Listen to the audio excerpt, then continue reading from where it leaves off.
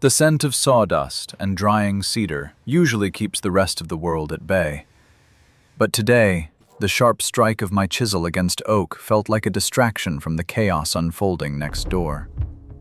Through the thin walls of my workshop, I heard the metallic, rhythmic thud of a heavy boot against the front door of the bookstore, followed by a voice so oily it could have lubricated a rusted hinge. Amelia Daniels was not a woman who begged, yet the shaky, controlled exhale she let out when she spoke was a sound that made me set my mallet down with a force that rattled the workbench. I had spent 3 years building a life of calculated isolation, keeping my hands busy and my thoughts silent. But as I wiped the grit from my palms, I realized the thin barrier of my walls had become a cage I no longer wanted to inhabit. If I didn't step through that door now, the silence I'd cultivated would be replaced by a different kind of quiet. The kind that comes when everything that matters is dismantled by someone who didn't care enough to hold it. I crossed the narrow alleyway between our buildings, the damp Charleston air clinging to my shirt. Amelia stood in the doorway of her shop, her fingers gripped so tightly on the brass handle that her knuckles had turned white, a sharp contrast to the faded floral print of her dress. Mr. Henderson, a man whose tailored suit looked as predatory as his grin, held a neon orange notice in his hand, flapping it like a warning flag. He was talking about code violations and immediate vacancy, his eyes sweeping over the shop with a dismissal that made my stomach churn. I didn't announce myself. I simply leaned against the doorframe, crossing my arms over my chest and letting my presence settle into the space like a physical weight. The air shifted the moment I looked at Henderson, my gaze cold and unblinking, the kind of stare I usually reserved for structural integrity issues that threatened to collapse. "That notice is dated for today, Mr. Henderson," I said, my voice low and steady, lacking any of the forced pleasantries the situation called for. He faltered, his smirk sliding an inch to the left as he registered the oil-stained work pants and the sheer, solid mass of me blocking his exit path. Amelia looked up, her gaze meeting mine, and for a fleeting second, the terror in her eyes ebbed into a confused, desperate relief. I didn't offer a smile. I didn't have one to give. I simply held Henderson's focus, my posture relaxed but rigid, the unspoken message clear. He was dealing with someone who knew exactly how to dismantle a house, and he was currently the most unstable part of it. Henderson scoffed, trying to regain his footing, but he looked at the notice, then at me, and shoved the paper into Amelia's hand before backing away, mumbling something about legal departments.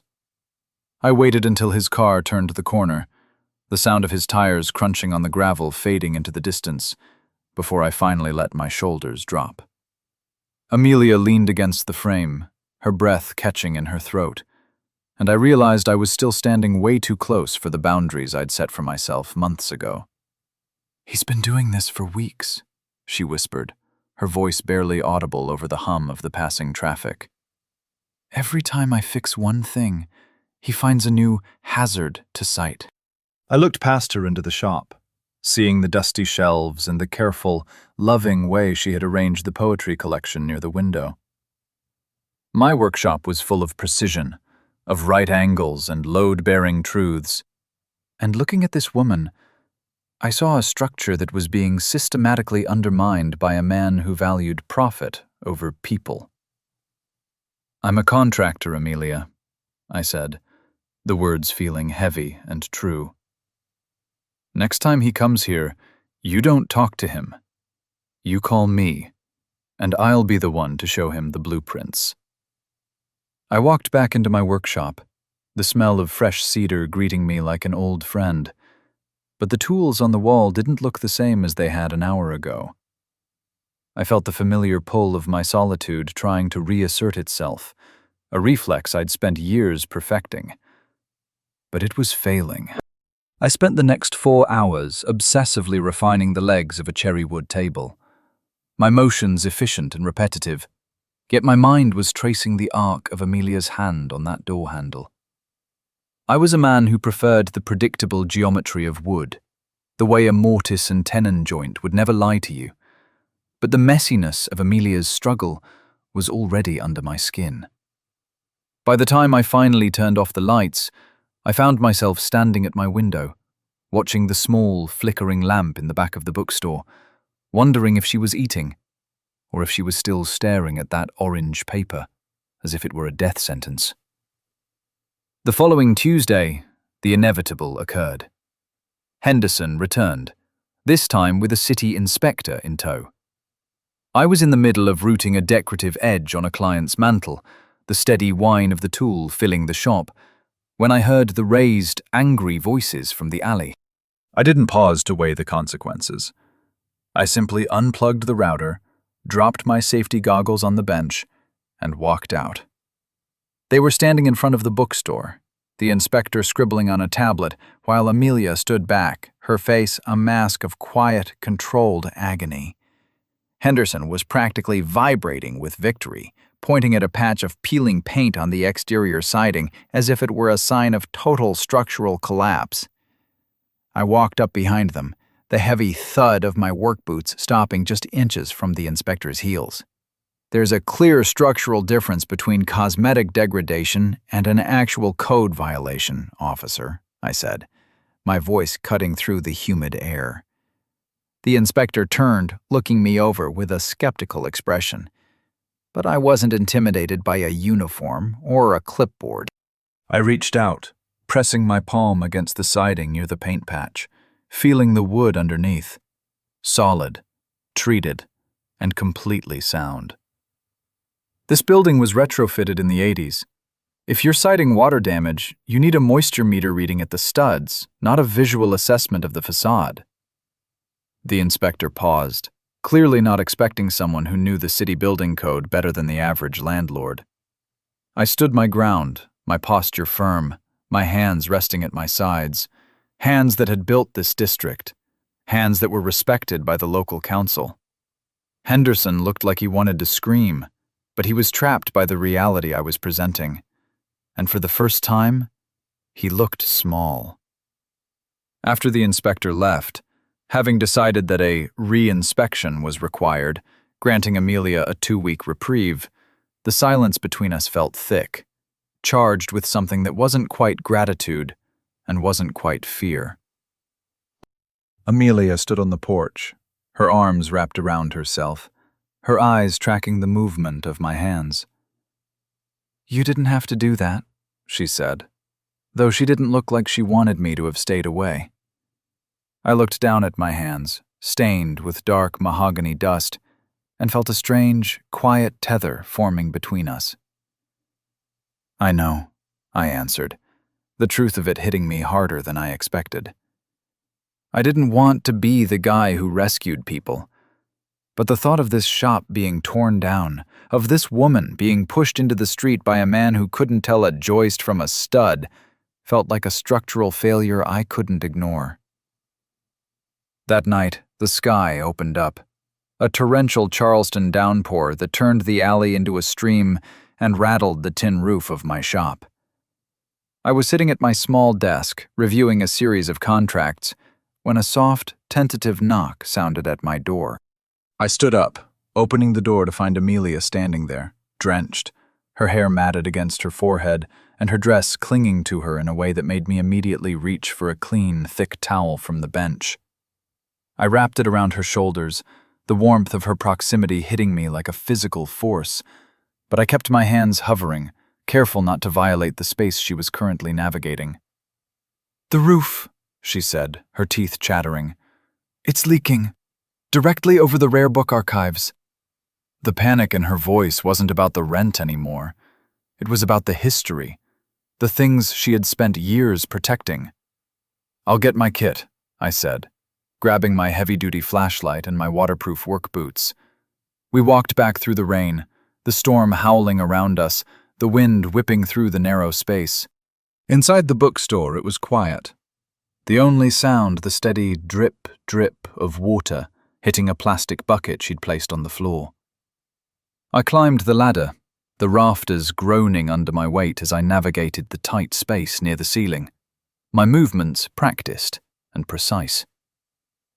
I found the breach, a compromised flashing seal, and pulled a tube of specialized roofing sealant and a patch from my belt, my fingers moving with a rhythm that had nothing to do with the storm and everything to do with protecting what was inside. I didn't speak until the job was done, until the last screw was driven home and the flashing was watertight. The silence between us shifting from something sharp to something profoundly steady. When I climbed down, my clothes were soaked, my hair slicked back with rain, and Amelia was waiting at the base of the ladder, holding a thermos of coffee. I took it from her, our fingers brushing for a brief, electric second that felt less like a jolt and more like an anchor being dropped into still water. "You're safe," I said, and the certainty in my voice seemed to surprise us both. She didn't move away. Instead, she looked at the patch I'd applied, then up at me, her eyes clear and searching. For a moment, the world outside, the rent, the landlord, the looming threat of the city, ceased to exist. There was only the sound of the rain, the smell of old paper, and the sudden, overwhelming realization that I was no longer interested in building walls. I was interested in what we could build together. The midpoint of the battle hit on a Monday morning when a formal notice of legal eviction due to unrepaired structural infractions was shoved under Amelia's door by a process server. I came over with a cup of coffee and found her sitting on the floor, the paper in her lap, her spirit looking like it had finally been cracked. I didn't try to comfort her with words. I simply pulled a chair over, cleared a space on the table, and opened my laptop. "We have the logs from the inspector," I said, my voice steady, my mind shifting into the mode I used for complex renovations. I called my contact at the city planning office, a woman who respected my work, and started detailing every repair I had done, every standard I had met, and every instance of Henderson's harassment. I was a man of action, but I realized that for the first time, my action was meant to protect a future I hadn't yet defined. "You're doing this for me," Amelia said, standing near the window, watching me work. It wasn't a question, but a quiet acknowledgement of the hours I'd spent, the calls I'd made, and the sheer amount of energy I was pouring into this. I looked up, meeting her gaze, and felt the familiar wall of my independence crumbling. "I'm doing this because it's the right thing," I replied, my voice dropping. "But if I'm honest, I don't think I could stand to see this place go. It feels like mine too, in a way." The vulnerability of the admission hung in the air, and for the first time she stepped into my space, resting a hand on my shoulder. It wasn't a touch meant to stir anything. It was pure, simple relief, and I leaned into it, finding a quiet I hadn't known I was looking for. 2 weeks later, the situation reached its zenith at the city settlement hearing. I arrived in a button-down shirt that felt restrictive after weeks of sawdust-covered flannel, carrying a heavy file of receipts, dated photographs, and documented communications between Henderson and his various contractors. Henderson sat on the other side of the courtroom, his smug expression failing to hide the sweat on his brow as I laid out the evidence. I was a carpenter. I knew how to read the structure of a lie as well as I knew how to read the grain of oak. When the judge turned to me, I didn't give a speech. I presented the timeline of the violations compared to the dates of my completed repairs. I was ruthless, factual, and precise, dismantling his leverage until there was nothing left but his own greed. When the judge finally ruled in Amelia's favor, ordering Henderson to cease all eviction proceedings and sign a 5-year lease extension with fixed terms, the room seemed to exhale. Amelia stood up, her legs shaky, and as we walked out into the bright, blinding Charleston afternoon, she didn't wait. She turned to me, the relief radiating from her like warmth in winter, and she simply took my hand. It wasn't the tentative touch from the night of the storm. It was an act of ownership, a public claim that stopped the busy sidewalk traffic around us. I looked at our joined hands, my rough, scarred, wood-stained palm against hers, and realized the void I had been living in was filled, replaced by a weight that was both solid and grounding. That evening, back in the alley, the bookstore was glowing with light. I was packing my tools, ready to head back to my shop, when Amelia stepped out onto the porch, a set of keys in her hand. She didn't look like the woman who had been terrified of an orange notice. She looked like someone who had just claimed her territory. "I'm having a small party tonight," she said, her voice soft but steady. "To celebrate. And I want you there." I stopped, my bag heavy in my hand, and looked at her. "I'm not much for parties, Amelia," I began, but she reached out, taking the bag from me and setting it aside, her eyes locked onto mine with a certainty that made my heart hammer against my ribs. "It's not a party," she said, leaning in, her voice dropping to a whisper. "It's a housewarming. For both of us." I leaned down, the air between us suddenly very thin, and I kissed her. It was a soft, gentle pressure, a seal on the last 2 months of struggle, a declaration that the uncertainty was finally over. There was no fire, no frantic pulse, just the feeling of arriving home after a long, exhausting journey. It was absolute, it was final, and it felt like the only thing I had ever done that was truly right. We stood there under the porch light, the world turning around us. But for the first time, I didn't feel like a man standing alone in a shed. I felt like a man who had built a foundation that was going to last. Closing thoughts. You know, I spent years thinking that being strong meant not needing anyone, that keeping people at a distance was how you stayed safe. I learned that real love isn't about the drama. It's about consistency, safety, and actually showing up when the roof is leaking. It's about building something that stands when the storm hits. Please like and subscribe so we can share more stories like this.